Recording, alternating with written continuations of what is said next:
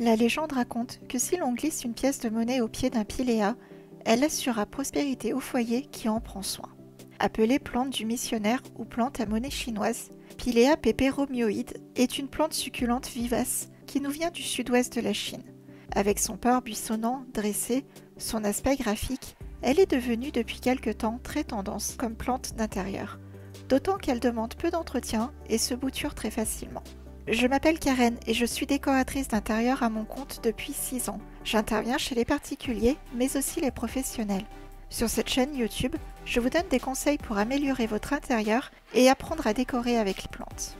Et dans cette vidéo, je vais vous présenter cette très jolie plante qui envahit nos intérieurs depuis quelques années, le Pilea peperomioide, et vous donner des astuces et des conseils pour en prendre soin et la faire grandir.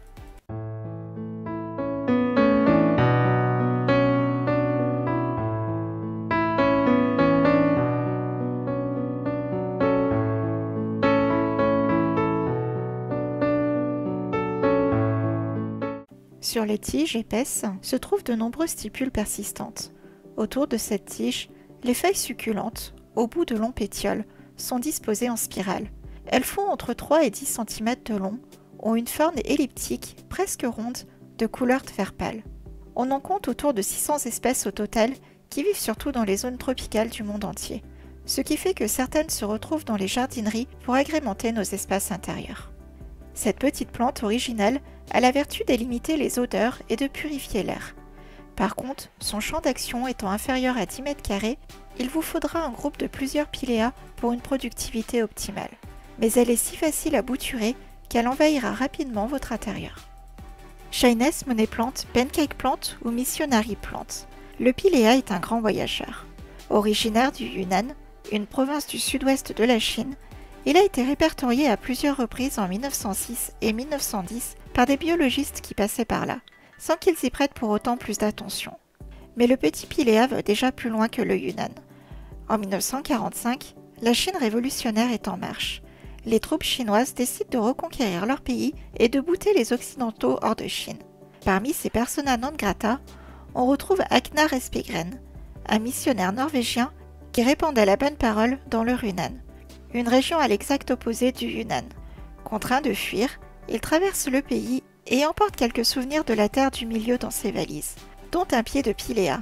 De retour en Norvège, il s'est appliqué à y couler des jours paisibles et rendre visible à ses nombreux amis. Le brave Agnar avait trouvé le cadeau parfait pour les maisons de ses compatriotes, des boutures de pilea.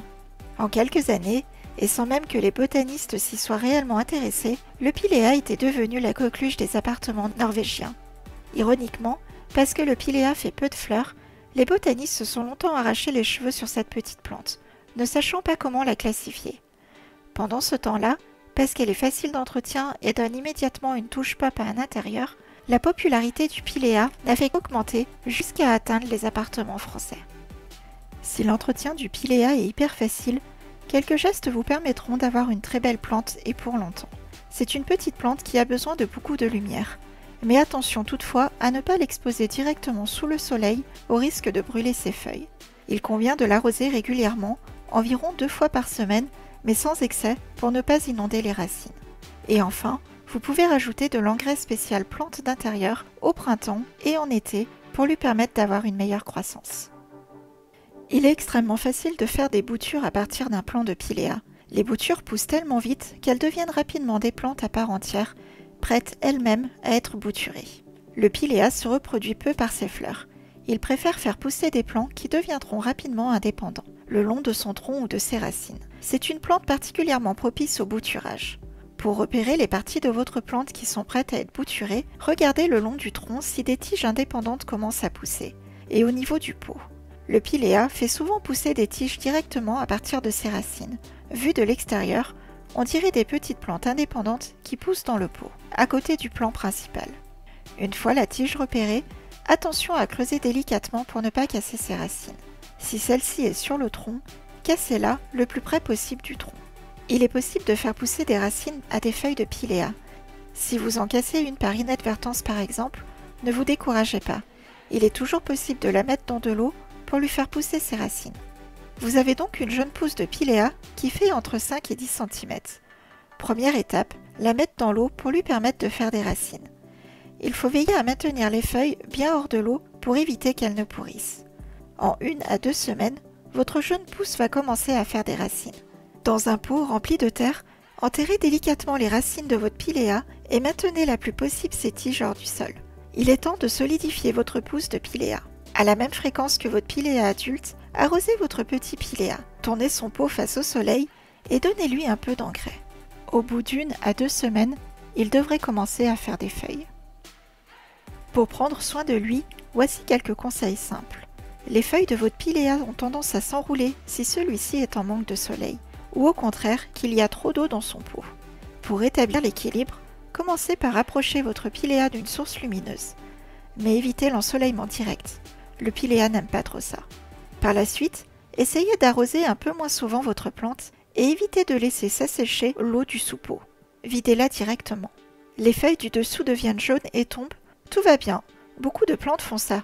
C'est surtout que le piléa, comme toutes les plantes, a besoin de renouveler ses feuilles. Tant que de nouvelles feuilles continuent de pousser, tout va bien. Vous pouvez bien sûr retirer les feuilles jaunes dès qu'elles commencent à flétrir ou les laisser sur votre piléa jusqu'à ce qu'elles tombent. C'est purement esthétique. S'il y a des petits points blancs sur les feuilles, qu'est-ce que c'est? Eh bien, les feuilles de votre piléa sont dotées de pores qui filtrent l'air environnant. Si vous n'avez aucun parasite ou insecte qui embête votre plante, alors c'est probablement que l'eau que vous utilisez et qui est distillée par les feuilles du piléa laisse un dépôt minéral sur les pores au moment d'être évacuée. Il y a des taches brunes sur les feuilles. À quoi est-ce dû? Cela signifie que quelque chose dans leur environnement ne leur plaît pas. Et c'est peut-être une trop grande exposition au soleil, trop d'eau ou trop d'engrais. À vous de bouger ces paramètres pour voir s'il a une meilleure mine. Enfin, le piléa a naturellement les feuilles qui tombent autour de son tronc. Si celles-ci tombent plus que d'habitude ou sont molles, c'est sûr, c'est un problème d'eau. Le piléa n'aime pas être trop arrosé, mais il n'aime pas être oublié non plus. À vous de voir vers quels excès vous penchez et de rectifier ça.